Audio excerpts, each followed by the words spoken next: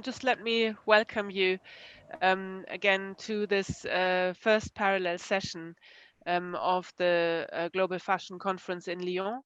And I'm Britta Kalkreuter. I've been to the Global Fashion Conference for many years now, and have presented on various topics and have listened with interest to all kinds of different topics that emerge. And the same seems to be true for this conference.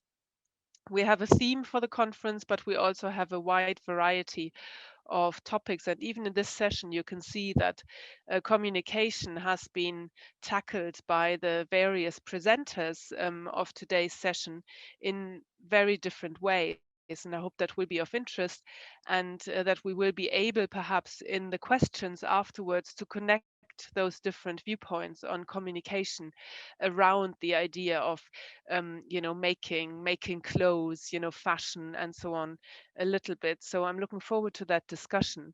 um, I'm also in the session one of the presenters, so if you don't have any questions for the moment about the logistics, I will just jump straight in and actually share my screen to start the first presentation. Hang on, I'm having a bit of trouble to see the chat at the same time as sharing my screen. Let me just see. I hope that's the wrong screen. That's the right screen. So can everybody see that? Could you just tell me rather than just sending something into the chat, because I've got trouble seeing the Yes. chat at the same time. Thank you. That's really kind. Okay, so I shall start the first presentation. We've called it Exploring Virtual Heritage Experience Giving as Entrepreneurship for Makers.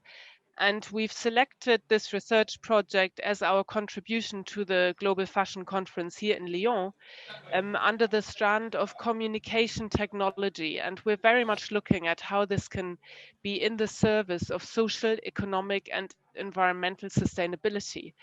The project that we are presenting on today was called CLICK, that stands for COVID Lockdown Impact on Craft Capacity. It was a collaboration between higher education institutions and other partners in Scotland and India.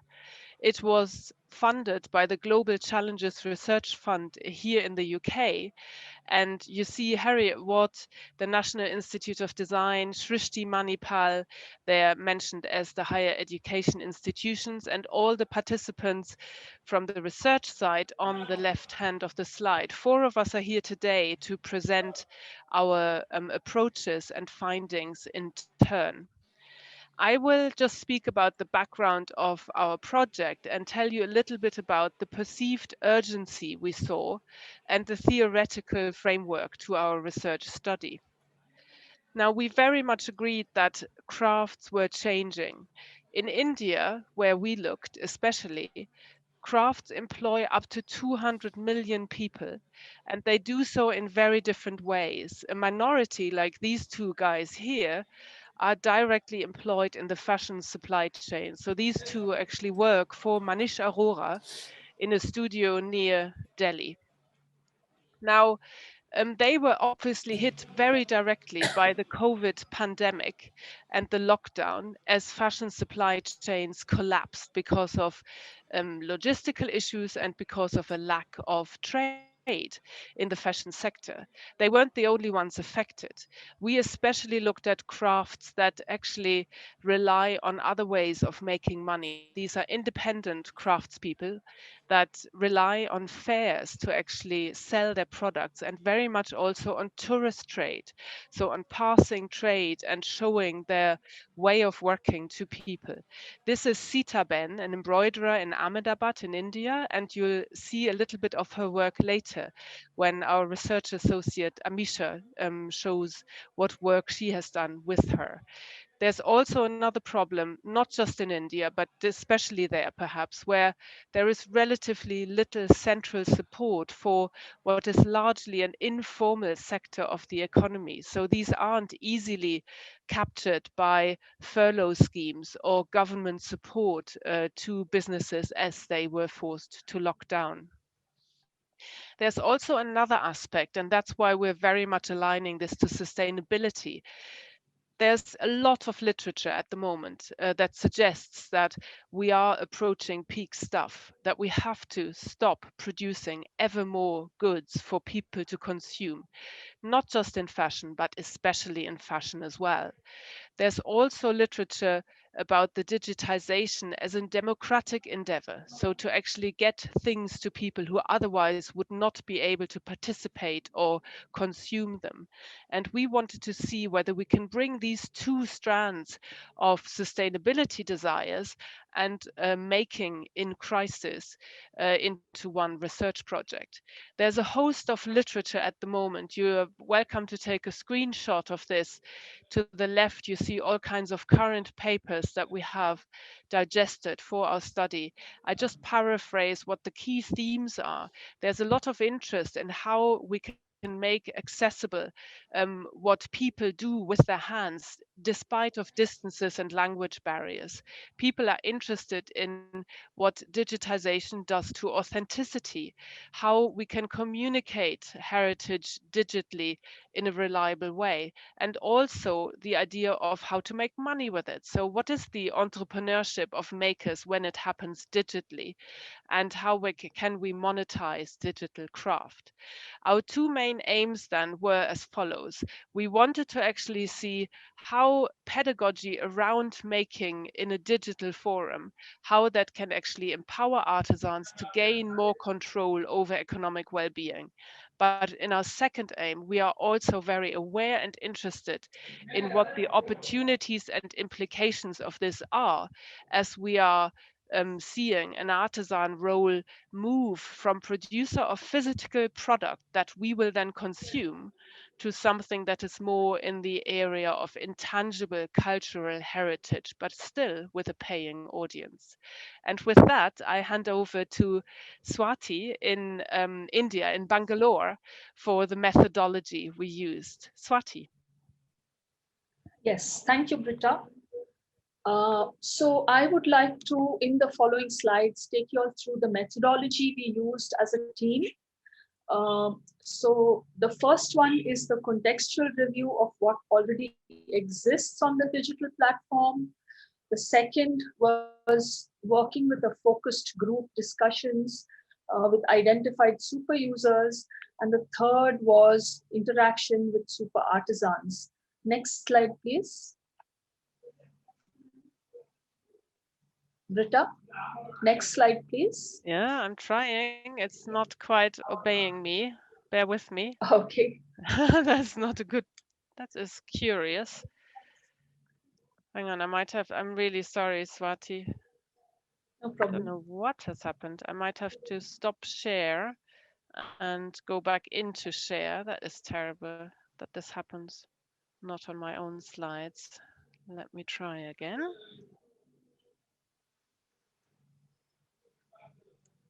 Oh dear. Okay, hang on. Don't despair. I'm going to get this fixed very quickly, hopefully.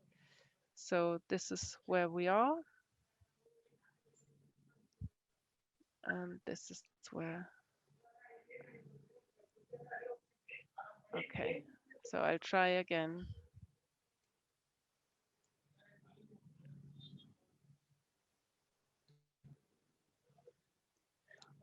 I don't know what is happening. This is, hang on. It just doesn't want to move it along for me. That is curious and not very good. Okay, everybody, bear with me, please, while I'm trying to fix this very annoying problem here. So,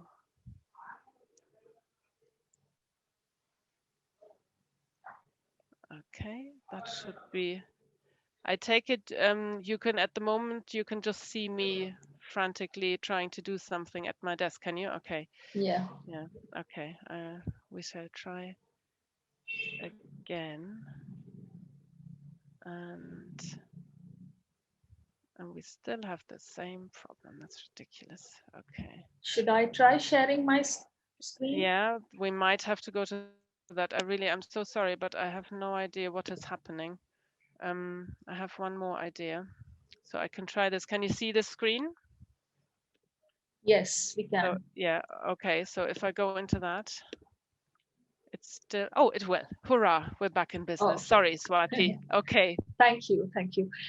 So we started by studying the extensive digital offerings that are already available online, and there were a lot available. So some were ASMR experiences, others were instructional videos, some were virtual travel experiences, such as Airbnb travel experiences.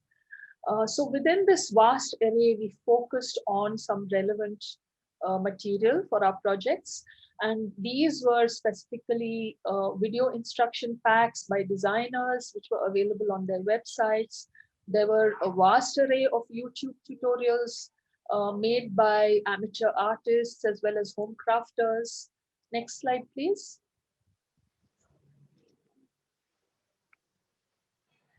There were also a lot of live online design workshops, which were used as brand events. And then there were live online craft workshops by artisans, which were a direct response to the COVID situation, largely organized by educational institutions within India, specifically for their students, but also opened out to a paying audience. Next slide, please.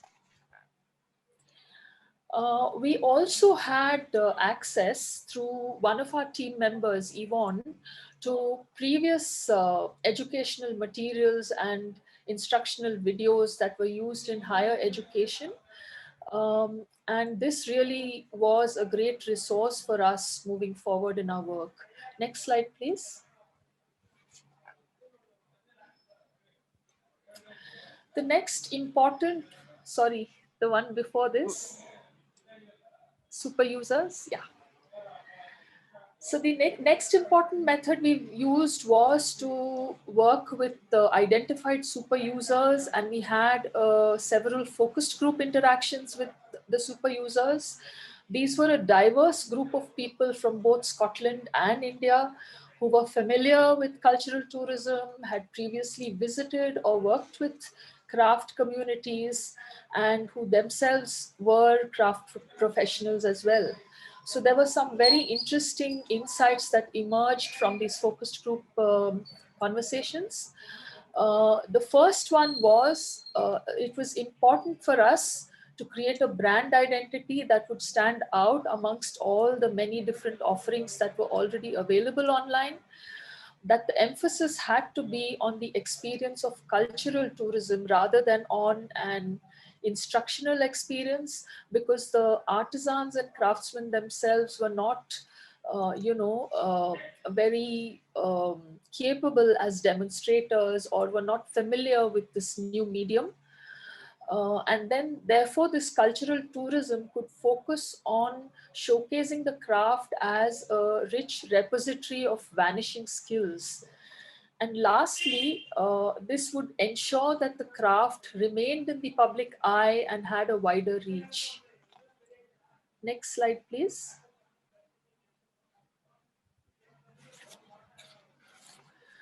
The other very, very important aspect was that we worked with identified super artisans.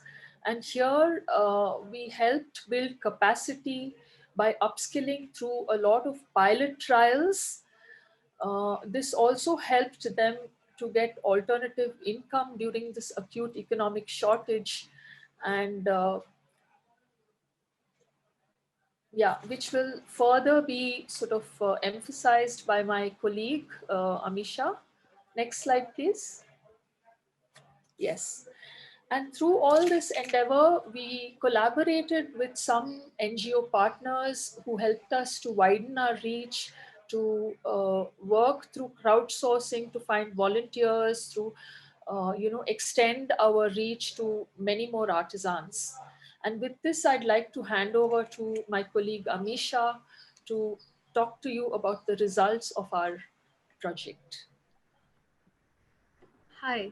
Um, I'll be talking about the results that we observed through this project. Um, we'll be looking at the challenges that the artisans faced during and before the pandemic, and what were the things that we sort of did to help them out through this. So next slide, please. So we looked at the challenges the artisans were facing pre-pandemic, which included a lot of traveling and whether be it to sell their wares or to get raw materials. We figured that their viewership also depended a lot on people who came to them from across the world. Technology was another thing that a lot of them were not very comfortable with, especially the older artisans. The younger lot did know how to use a phone and how to take photographs and how to make videos. They were working with social media, but they really needed direction in terms of what they could do with the medium. Next slide, please. There were some new challenges that the artisans were facing during the pandemic. One was when introduced to the project, one was that they did not know how to showcase their work, which material had to be digitized for them, what they wanted to film. The other was what would this digitization bring them. And so we organized with different organizations ways to sort of understand what would be the best methods to work with certain communities, certain craft communities. And one of the ways we figured was to work in groups so that people were more comfortable while working with each other, and that led to better results. Next slide, please. Based on these observations, then we built a set of guidelines for films, and in terms of what kind of content was to be shared, where we decided to focus more on content that was directed to cultural tourism, but and not just towards instructional demonstrations and such. Um, these videos were shot specifically by artisans, and we made sure that we never told them what to do, but more so asked them what they wanted to show. Next slide, please. So after understanding what kind of films we wanted to make and what the challenges were, we kind of built a set of manuals. One was video based, the other was written, which looked into the basics of framing and helped them understand lighting and camera setups. And these guides were developed with the help of our technical experts on the team, Yvonne Caldwell and Christopher Wincop. The guides are now widely available. One of the screenshots that you see on the screen is from the video that helps guide artisans how to set up tripods. The other is the written guide. Next slide, please. So these are clips from Sita Ben, who actually never had a smartphone before the pandemic began. She got her first smartphone during the pandemic in April of this year.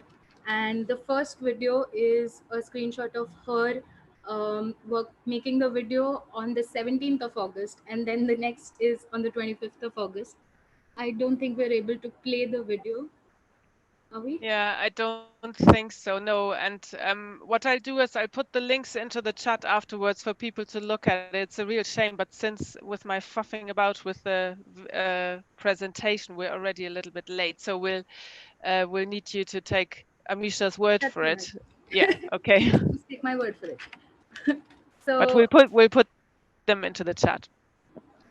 all right. So moving on, so Charita will take us through the impact of this project on a larger sense. Over to you, Sucharita. Thank you, Amisha, for explaining the outcomes of the project. I'm covering the long-term social, economic, and environmental outcomes that the impact that the project envisages. Next slide, please. The project began with existing networks of all the partners involved from UK and India, including the super users who gave us initial ideation feedbacks and the super artisans who helped gauge capabilities and expectations from the craft community. These networks have, in the last weeks of the project, been augmented through constant dialogue with NGO partners who have been developed across the country, as well as craft action groups, and through webinars that were participated in on craft. We are now 3 academic partners, 12 super artisans, 2 craft organizations, and 50 and growing craftspeople. Next slide, please.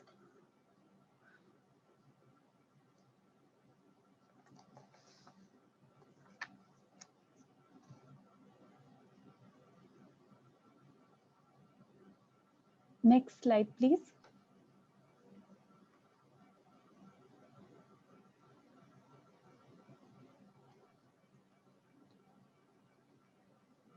Sucharita, I can see you move again, so we can probably hear you. Can you put the next slide, please? Yes, sorry, here it comes. Okay.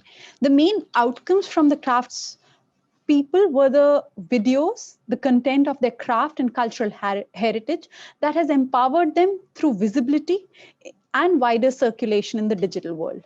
Next slide, please.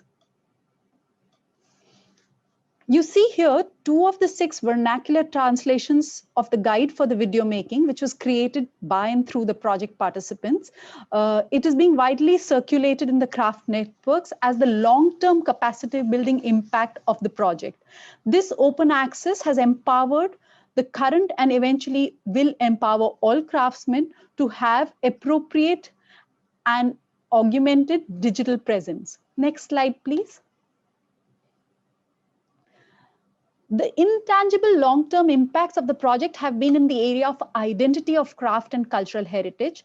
The reappraised value of themselves, even when thrown off by this sudden new way of the world, will help not only prolong but also reinvent their cultural practices of making. Besides this, future collaborations for the project are being explored as lessons for sustainability in terms of cultural tourism through the digital media. Next slide, please. Finally, the project hopes to explore this new form of digital tourism with augmentable technologies, as well as through expert feedback from traditional filmmaking. Thank you. Okay, thank you, everybody. So that's the first presentation from the Click project. Thank you very much for everybody, and apologies from me again for the technical shenanigans. If we could have the second presentation, please. And, you know, are you sharing your own screen? Hi, Britta. Thanks for. Hi. Hi, everyone. Yeah, I'm going to try and share my screen. Okay, brilliant. I'll do that in a minute. So, hi, I'm Lindsay Carey from Glasgow Caledonian University. And the research I'm going to be presenting has been done in conjunction with Esteban Galan from the University of Valencia and another of our lecturers from GCU. It's a very exploratory research and it won't take long. It's a very short presentation and it's related to YouTube vloggers. So what I'm going to do is I'm going to switch off my camera and share my screen, and then I'll come back on at the end if there's anything. And of course the chat is there if anybody wants to you know, put something up at the same time. So I'll attempt to do all that and let me know if anything is not working properly. So okay, thanks, Lindsay. Okay, that's looking good. Share my screen. Okay, where is my presentation?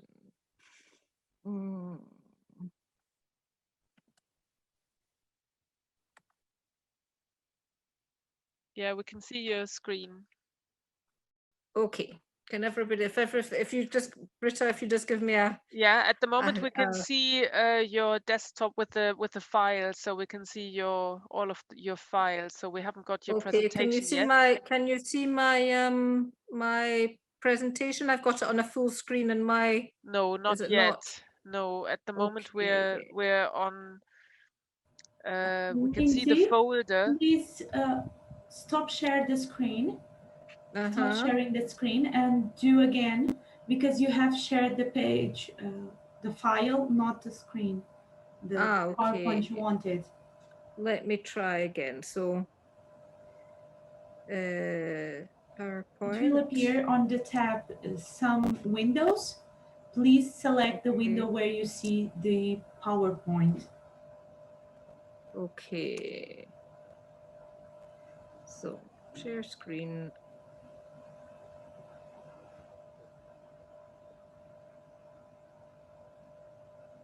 Share. Can you see it now? No. We are seeing the file. Yes, now we the can now. presentation as well. Perfect. Can you see it now? Yes, that's perfect, Lindsay. Yes. We see Okay, it all. great. Okay, so this is the presentation. So the research looks at beauty vlogging in the context of YouTube. And this is the most used platform for this type of sharing. If you look at YouTube by numbers, basically it's created in 2005. So YouTube is now 15 years old, which is quite something. And it's actually the second largest search engine in the world, and it's truly international because you know it reaches the whole very many countries. It's big business for influencers because it's got a huge following. And basically what this research investigates is this phenomena through the aspect of community building, because obviously we know that you know there's the tension between community building and businesses making money out of it. So that's kind of like the approach that this has taken. So next slide. Okay, so first of all, something about terminology. So beauty YouTuber, sometimes referred to as vlogger, sometimes beauty guru, influencer, YouTuber are the different ways of referring to it. And basically the definition of a YouTuber is somebody who creates and posts videos to YouTube about cosmetics, fashion, hairstyling, nail art, anything other beauty related topics. There are, believe it or not, 45,000 YouTube channels devoted to fashion and beauty. And as of March 2020, the most subscribed beauty channel was Yuya with 24.6 million subscribers. So it is a lot, a big business. So what's the characteristics of it? Prosumers, they're the biggest audience of YouTube community, and usually teenage girls, but can be up to the ages of 34. And basically they create and consume content themselves. And prosumer is really a term that was created in 1980 when talking about co-creation, but basically digital platforms have taken that terminology and brought it on a little bit. The main players are, well, Michelle Phan, which is a picture of her above, started in 2006 on YouTube and had 8 million subscribers at that time in 2006. And now the current top YouTube beauty YouTuber or beauter is Yuya, which you see above there, who's from South America and who has 24.6 million viewers. So you can see how that has really developed in terms of subscription and how important these platforms are. The medium is here to stay, and I think the current climate kind of pandemic issue has become has made them even more important. And actually, just as an aside, I was listening to one of my students talking about social media and uploading content onto TikTok, and was saying that she felt that because she had uploaded so much content on TikTok during the confinement, and in Scotland, as we know, we're kind of back into that situation a little bit as well, that she felt that this was very positive for her well-being. So actually these social media platforms are, you know, have developed a wider reach just because of this current climate that we're in. Okay, just to introduce the parasocial interaction theory. Been around for over 60 years. It has been adapted to the online world. It was introduced in 1956. a media effects theory, so basically the connection between a viewer and a media giver. And it suggests that there's an interaction between media audiences which are completely captivated by the content and they're drawn to the media persona. So it was created as a unilateral kind of a direction. And there's kind of like it's about the perception of the interaction, that there's a real intimacy there, and that, you know, the creation of it. It's been adapted to social media because it's obviously evolved into a two-way communication, and particularly YouTube, because it allows people to see interactions by the followers, etc. And basically it's been shown that you know, you can build communities around it. So effects of it, the positive effects are that you can use it as a pedagogical, you know, this interaction pedagogically, as for learning, for positive identity construction, but also the negative effects can be related to identification, too much identification with the person who's showing the content, and you can have the same symptoms as a real breakup of a relationship if you decide that the influencer or whatever is no longer somebody that you feel some intimacy with or some following with. So there's some very negative effects of it as well.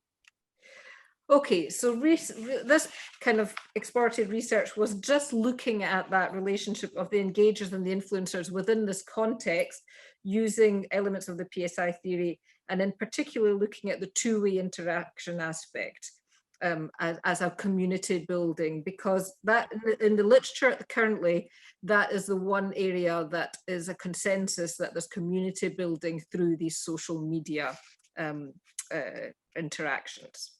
Okay, very exploratory, very small group of participants, 2 focus groups, only 5 participants in each. But what was interesting about the participants is that they were very heavy interactors, so very heavy engagers with social media in this context with beauty YouTubers. And one thing that that we realized is that, and I think this can be maybe widened out to more participants in that area, is that they admitted that social media was their main information source, not only for whatever they were looking for in terms of their, you know, beauty or whatever, but for everything, for brands, for the news, for their information. And that's, you know, a really important aspect of this new development of the social media, because people are now living in a bubble of social media kind of information and not looking for any information sources outside of that. Just a little bit about the engagers, the viewerships. As I said before, a lot of teenagers, but also right up to 34, and the biggest users are obviously the 18 to 24. And this is only for YouTube beauty and style channels that we're looking at here. Okay, so just to give you a quick rundown of what the actual results were that came out of the research. So there's a real identifiable relationship between the influencers and the engagers. Usually they're followed on all the different platforms, and the most kind of reason to follow them is that they identify with them, they look on them as peers. And that is the most important thing about it. They have to be loyal, and they look at them as loyal, inspirational and aspirational, and but they want to relate to them if they have the same opinions. And this is where I come back to this bubble effect of the social media, that they are consuming a lot of information which is only related to what they think of in the first place. So there's a lot of areas there that can be developed. The nature of the content, if it can be from 10 seconds right up to 40 minutes, which is a long time. So the research has said that usually it's entertainment related only, But this study found that, that the content can be product focused, and it's changing a little bit. So it's looking for entertainment, but also looking for information, and that will you know, that will make the engagers stay a little bit longer, and they will spend a lot of time doing that. So if you're looking at from a company point of view, a brand point of view, the engagement time that you have through influencers and through this type of communication with your consumers is much longer than, say, traditional advertising, etc. So it is a very important area from there. The one area that we were looking at in particular, the community building, there's a research by Chappell and Laurie in 2017 said particularly YouTube influences formation of online communities because of its participatory nature. People are influenced by other consumers, networking, posting, comment posting, etc., interact on all the other interactive features. But what we found is that actually is not so much community building, or what do you mean by community building? Because if you mean that community building is about watching the content, liking and following, yes, that happens, but all the other interaction doesn't really. So really it's changing the nature of what we understand by community building. So just to finish off in terms of the further research, everything is in evolution. So if you think about it in terms of 15 years that we've had this this social media platform and how it's looking, so the needs of the engager are really moving on. So they can now start making the difference between hedonic and utilitarian, and they're much more savvy about choosing the way that they interact, but they are prepared to spend the time. If it's interesting to them, they're prepared to spend the time, but also the time has to be reduced as much as possible in terms of grabbing their attention within the first 10 seconds. I mean, I think the evolution of the meaning of community is one of the main findings, and that it's not this interaction anymore. It's about watching, liking, following, and that the brands have to start taking that into account. So 15 years after the inception of YouTube, the nature of the community and the knowledge of the engager is changing. So therefore, companies and brands can't rely on influencers, going forward. And really, again, we're always looking to this next platform or the next way of communicating with consumers. And if we look at TikTok, which is a new kind of social media platform, which is at the moment pure entertainment. If you think about it, TikTok lets you upload 15 seconds of content up to 4 times, so 1 minute. So if you're thinking about how to distill either something related to learning or something related to brands or explaining your project or whatever it is in 15 seconds, 60 seconds, this is the new way that we're having to look at things. So that's the end of my presentation. I'm just going to share my references, and I will stop sharing and go back to Britta for the next person.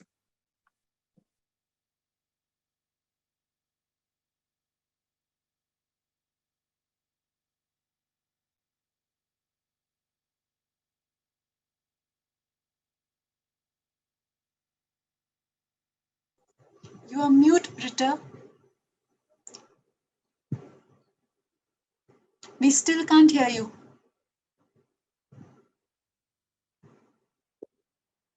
Me now? Okay.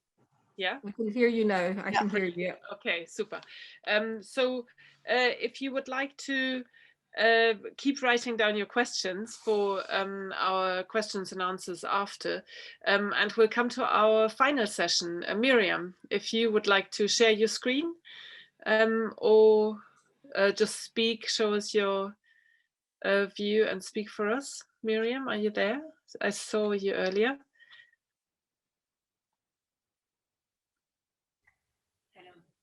Hello. Hi, Miriam. Can you hear me? I can hear you, yes. Are you sharing a presentation with us? Okay. Okay.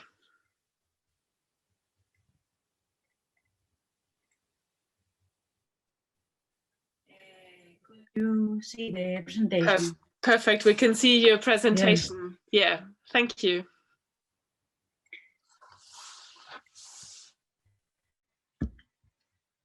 Okay.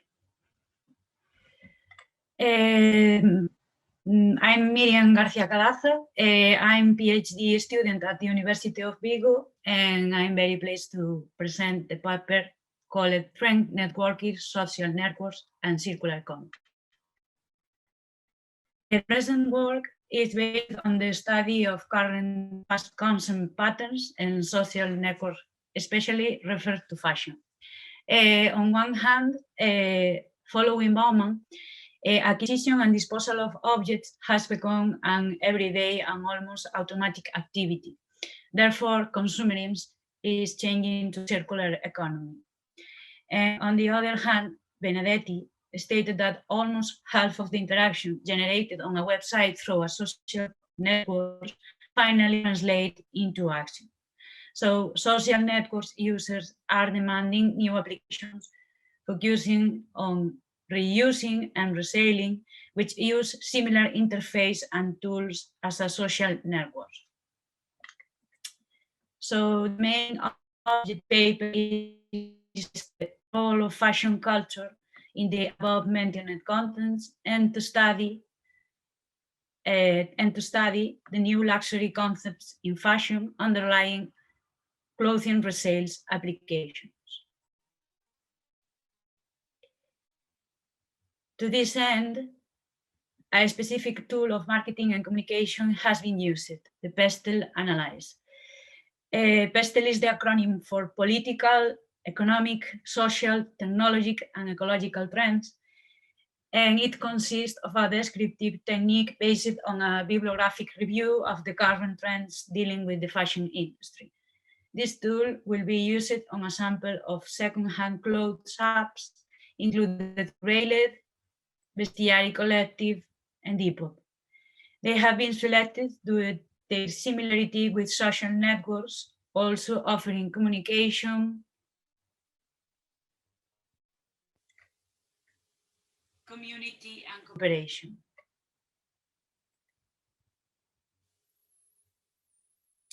We are going to start with the P, political and legal factor. Today, the first that we should pay attention is the one proclaimed in Edelcourt Anti-Fashion Manifesto. It works again, making garments by recycling old ideas and based it on the morphology of vintage clothing. Marketing leads to an increase in sales, but not new proposals for change. This political direction speaks of creativity as opposed to massification of garments, and it's very present in Depop app, where users become creators of small brands through product innovation. As we can see, Depop user can be specialized only in sunglasses from 19s, in Dragon Ball t-shirts, or in sports team uniforms from the 70s. So it's a highly specialized second-hand fashion universe indeed. The second political trend is about Virgil Abloh discourse, which is inspired by Duchamp, the ready-made, and the belief that nothing can be new or avant-garde. Vintage pieces have more weight than a popular trendy item. So in this chart, we can see one of the designer's creation. He simply adds for riding in a traditional Wellington boots. This political direction speaks of being as a break of kinds, and it's very present in Grailith and Bestiary Collective. Both platforms are very specialized in iconic garments, Grailith in in streetwear iconic clothes and bestiary in boutique garments from luxury houses. The second factor is the economic factor. The economic trend leads with the concept of collaboration. It's a very consolidated concept in hotel, transport, and music industry. The concept has created high-performance business like Airbnb, Spotify, BlaBlaCar, or Netflix. But it's still in an early stage as for fashion. Another current economic trend is related with Kate Fletcher's slow fashion concept in terms of reducing the number of buyers, appealing to quality. The three apps are based on collaboration. Depop, Grylet, and Bestiary Collective resell, rent, and exchange clothes. They also are based on quality purchase. The underlying idea is to invest time in choosing clothes, and these apps are saying we have to spend more time buying clothes than we are doing now. So fact, nowadays, social trend par excellence is the search for individualism. On the one hand, individualism as a sign of authenticity is constantly seeking trust. It is fundamental that social networks eradicate false likes, false followers, and false contents. Brands start to be more human and change their strategies to be more relevant and to have authentic contents. Bestiary Collective is an application that stands out for his offer of legal articles. The application has face-to-face authentication service, as we can see in the first row of images, and Grylet also has digital authentication services and constant monitoring of the articles available on the platform. The products sold on Grylet and Bestiary Collective gain the status of treasures worth paying hand. On the other hand, individualism in the sense of exclusivity stands for social recognition and status. Studies have been concluded that prove exclusivity is the only compelling reason to buy slower. Depop is one of the applications that stand out in this case because of the specific offer of his profiles. Depop is already considered the birthplace of exclusive ideas. In this chart, two examples of profiles can be seen. One showing an offer of ceremony bags from 80s and 90s, reinvented with chains and plastic handles. And the second profile only works with t-shirts patchwork. The next factor is technological. The technological trend clearly improves in the textile production. Grylet first only with brands like Owens, Raf Simons, Margiela, Undercover, and Comme des Garçons, but now their catalog is growing, but only with designers following the same technological line as their initial brands. Bestiary does the same, accepting items that not belong to luxury brands as long as the technological procedures are similar to the luxury brands. For example, we can see the mink jacket or the leather wallet. They are unbranded items, but the technology used is very similar to luxury brands. Fletcher reminds us of slow culture in technological factor.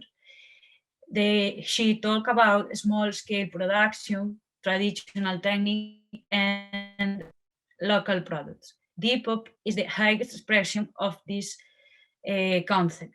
It's a well-defined product offer with very limited resource and unrepeatable finished products. And finally, the last factor of pastel is the ecological factor. A major trend is the promotion of reusing products, one of Greenpeace ecological principles, and therefore emphasize upcycling. important for this application, Depop reminds us that there are tons of excellent products in the world to create new pieces of clothes. Another ecological trend is to eradicate programmed obsolescence. In the textile sector, this will mean eliminating garments with a low durability. Grylet and Bestiary Collective are two applications that are spreading this idea because they stand for garments with top tailoring and quality, and baked by a brand know-how is more easily to resell. As we can see, Burberry Trench, Louis Vuitton Cava bags, or Supreme collaborations are the most desired garments and always appear on the apps. With the pestle analysis completed, data from 3 applications has been reorganized in a matrix by a web of synthesis. This matrix shows 2 major movements promoted by these platforms. One mostly represented for Depop app, and the other one by Bestiary and Grylet app, and to which we refer to as 2 new types of luxury.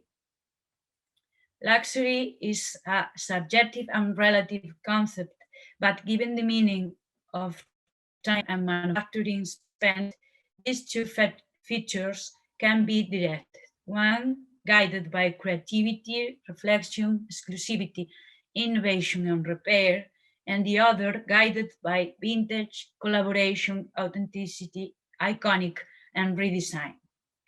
So the growing expansion of these applications involve new ways of considering luxury in the future. So that's my presentation.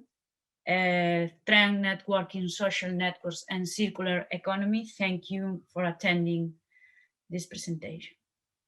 Thank you very much indeed, Miriam. That was also very interesting.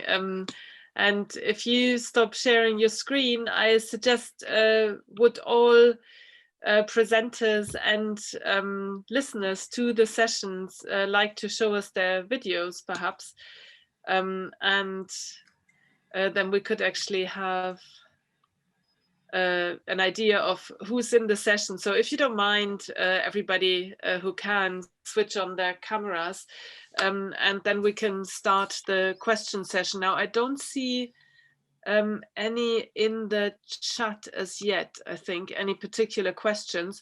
So can I just start off? And by the way, Lindsay, I think while I was still muted, I was thanking you for your presentation as well. That was really interesting. Okay. So that fell by the wayside. So one of the questions that came to my mind listening, well, knowing the presentation on Click that we saw first, and then listening to yours, Lindsay, and then to Miriam's as well, is that whether you presenters and everybody really think that social media have or can help us to have a more empowered, more democratic, perhaps, access to market for makers. Do you think that is something that social media can perform, or is that just a kind of a idealized wish that has not actually been borne out by the reality? Lindsay, you gave us interesting numbers of the following. Yeah. I mean, I think social media definitely has a huge, following in terms of when you look at the market and the fact that, it really is such an important aspect of people searching for information, like big search engines. And for me, what is really kind of, in one way, I think it can help, but only. What came out of the research for me is this bubble aspect of the social media. If you are in agreement with the person, etc., then you can follow that person, and you can kind of develop sustainability kind of areas. But then if if that's not, you're not going to change from one bubble to another. And that's kind of my, so in some ways, yes, because there's a huge potential, but in other ways, no, because once you get subsumed into a bubble, then I think it's going to be difficult to jump to another one. So unless you're going to be that way inclined, I don't know if it's going to be helpful in that. But you know, that's just my opinion, and I could be completely wrong. How on much that, do but we? that's just something. How much do we know about how traffic is directed towards particular beauty bloggers or vloggers? In this case, for example, you know. Yeah, I think a lot of it kind of, if you go onto a specific brand or something, they might have a link with the influencer, and then you'll be directed to it in that way, etc. So there's kind of like this traffic going on with that. But then I think once you start following and you become more of an aficionado, then you're kind of linked into that, and you're spending so much time there that you don't have so much time, and you know, to look do elsewhere. other things. So yeah, so that's where it becomes. So maybe the heavy engagers are the ones that are more susceptible to that kind of scenario, rather than people who are dipping in and out. Yeah. Oh, yeah. Okay. Thank you, Miriam. What did your research bring up in that respect? Did you?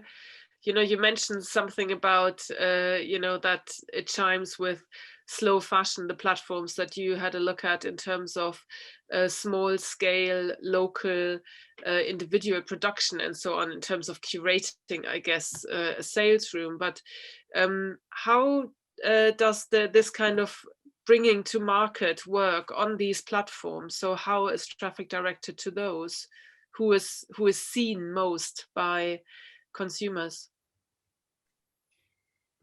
Well, on Depop application, for example, the users create mini collections and do specific items of clothes, recycling other second-hand clothes, and using, for example, any kind of object, plastic bags to do hats or a lot of materials to do clothes. Mm-hmm. Okay, so that is quite an individual approach then, you're saying. But you know, do we know much about you know, sales figures and things like that? Is that a public knowledge on Depop and the others? Okay, sorry, can you repeat? Do we know much about sales figures and who are the kind of the stars, in the sense that Lindsay presented, you know, in the beauty vlogging world? Are there stars on Depop and Vestiali and Grailed as well? Like the top sellers? Yes, in the three apps, in Grailed, in Depop and Bestiary Collective, there are top profiles and top users, and they create a big networking. Mm-hmm. Okay.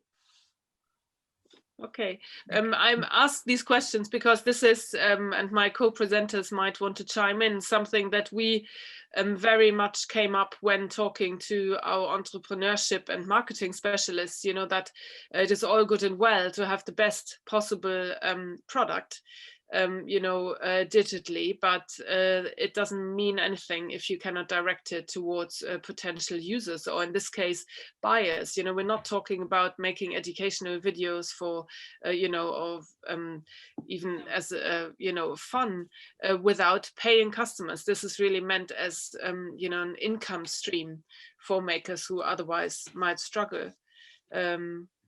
So that's why I was so interested in that, and thanks for your answers. Does anybody have a question for any of our presenters that they would like to pose directly?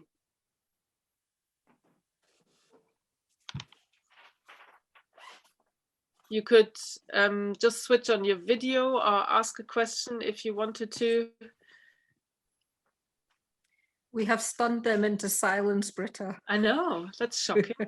or result. We've given all the answers, although it doesn't feel like that actually in our research very much. You know, we know that there's a lot, you know, ongoing. It's a pity that we couldn't make the video work. There's 2 short videos. I will put them into the. In fact, I wonder, Amisha, whether you could put those 2 short URLs into the chat while I'm moderating here, because it is worth seeing how.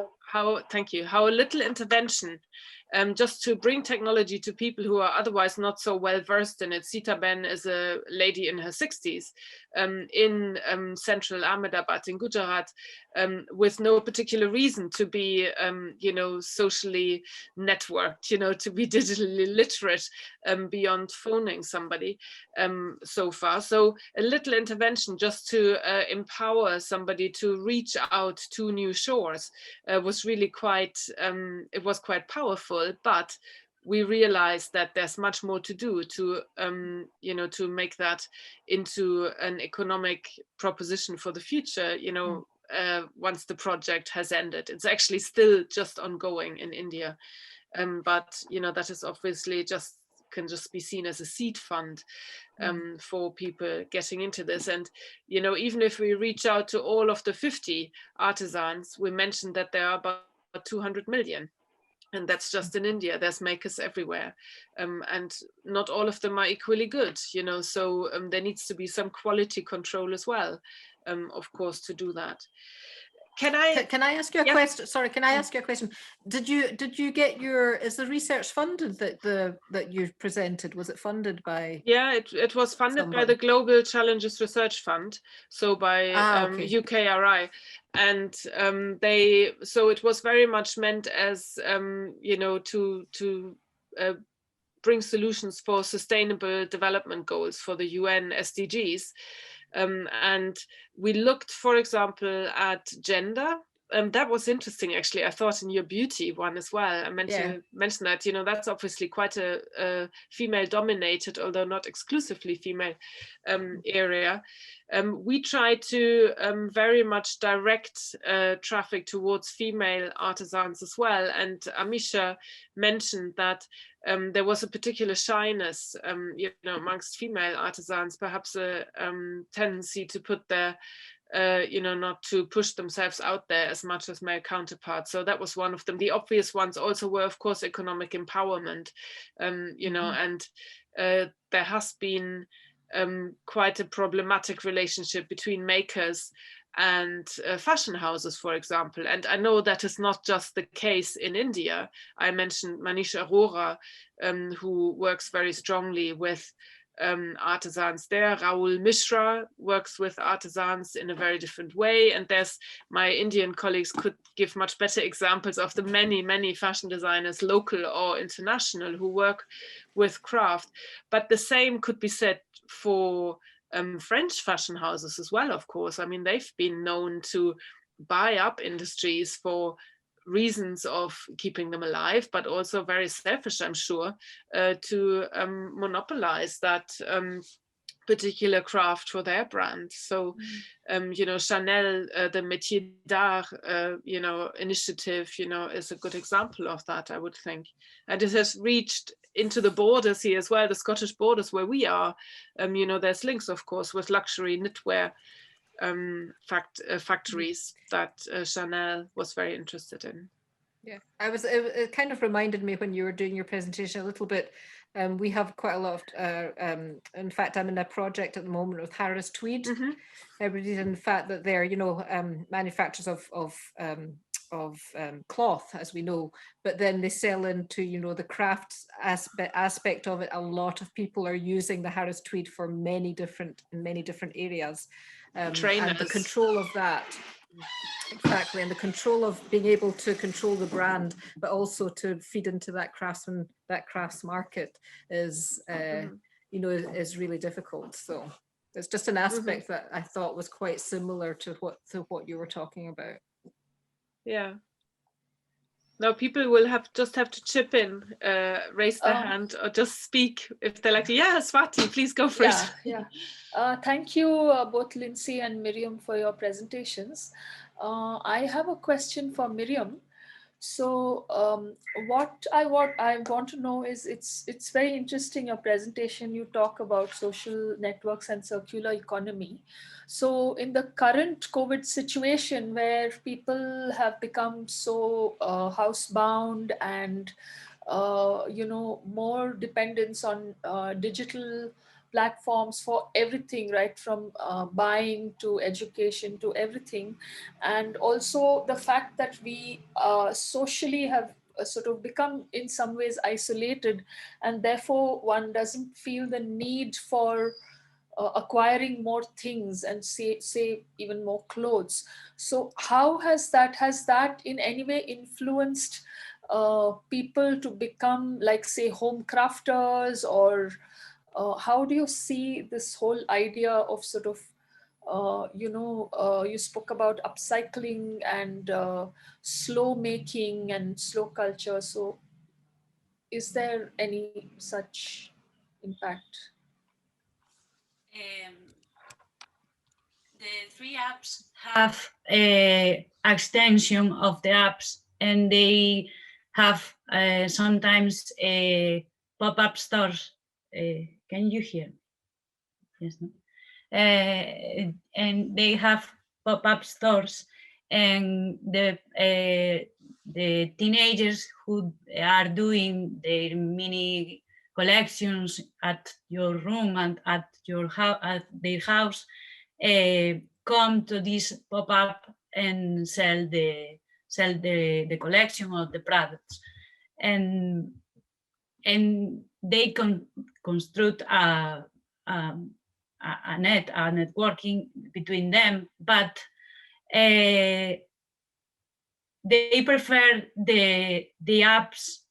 And if you enter in these apps, you can see there are a lot of communication between them and a lot of information, and even they share their fabrics or their products, and even a user can be the seller of a fabric, and the other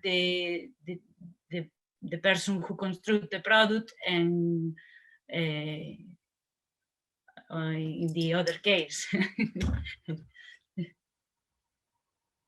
I don't know if this is the question. Yeah. Thank you. Yes. I mean, one thing, obviously, Miriam, you're talking a lot about secondhand consumption, you know, even if there's an act of remaking in there. Lindsay, I understood your presentation that quite often the consumption is really around you know, being entertained by the video, but also instructed, I guess, and you know, how you can make yourself look a little bit like that. But you know, in both cases there's a gradual move away from you know, prima facie consumption, so definitely going out and buying more. And you know, this is something that we felt really strongly about this in this presentation, but we know that's often a hard sell to fashion designers, of course, you know, because they tend to live you know, by you know, producing more new stuff, you know, and it's a very hard sell to our students often, to tell them that, you know, we need you to produce less. You know, we don't want you to, you know, just have stuff. We want you to be interested in systems and so on. Any thoughts on that? You know, is this something that is just coming from an idealized climate, you know, concern point of view and academic view? Is this something that the industry can really ever be expected to embrace properly, to kind of reduce itself in terms of output? Is that going to happen? Is it fair to ask them? I hope so.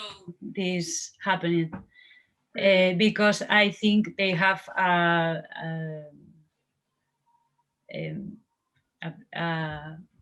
sorry. I think they have a good introduction in economic, and it's very easy. As we can see in the presentation, other sectors doing the same. So in fashion can be.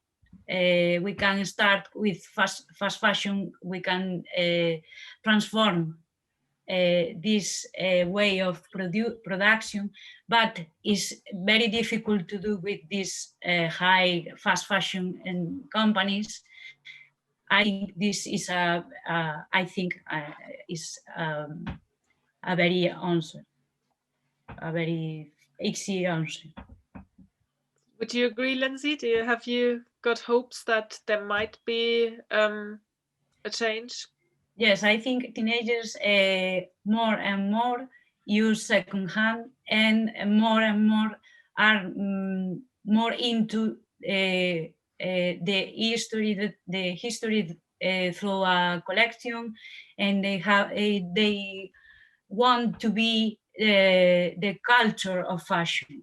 They want to dress with vintage pieces and with pieces of other decades.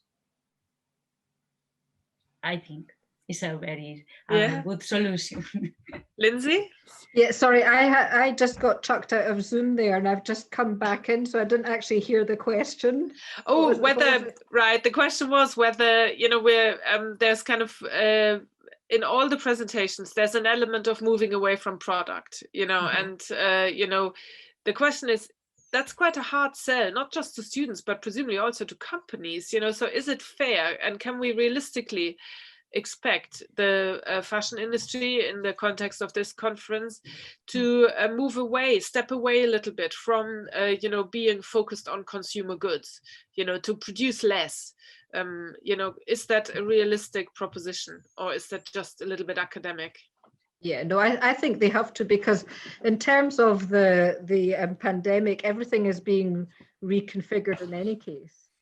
So, you know, there's kind of the sort of days of using influencers, and then, you know, the 24.6 million followers, and your product will sell that way, etc. That's just not going to happen anymore, because it's obsolete now. So we're in a whole new way of doing things, and I think this is what is happening at the moment, is that they're having to rethink economic models to really, you know, to keep their businesses going and alive. So I think definitely a move towards a more sustainable approach is something that they're going to have to think about and engage with in a much more practical level, not just talking about it, but actually practically. So I agree, like vintage, recycling, upcycling, etc., etc. Yeah.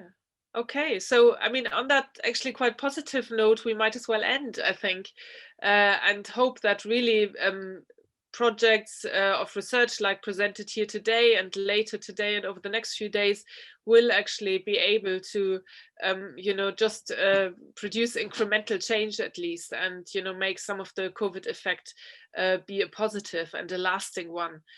So that we can actually see more actions rather than the warm words we've been hearing, frankly, for 10, 15 years in terms of sustainability. So how funny that it should take a virus if that's really what's happening. Okay. Can I just ask a quick question, just lastly, do we have access to the presentations, or? Oh, I don't know that actually. Katharina, have we got somebody here from the help desk? Maybe can help us on that? Because I agree, it would be interesting to have an access, certainly for the people who were in the session as well, to the recording, but you know, also to the presentations. I'm sure we can do something. The abstracts are available to everybody, of course, but if we can't get an answer from our host just now, I promise to take it to them again, and hopefully we'll get something during the conference. Okay? Okay, that's great. Thank you. So thank you very much to Miriam, Lindsay, Swati, Sucharita, Amisha for presenting. That was great. Thank you also for being there with questions and answers, and let's hope that some change is indeed afoot.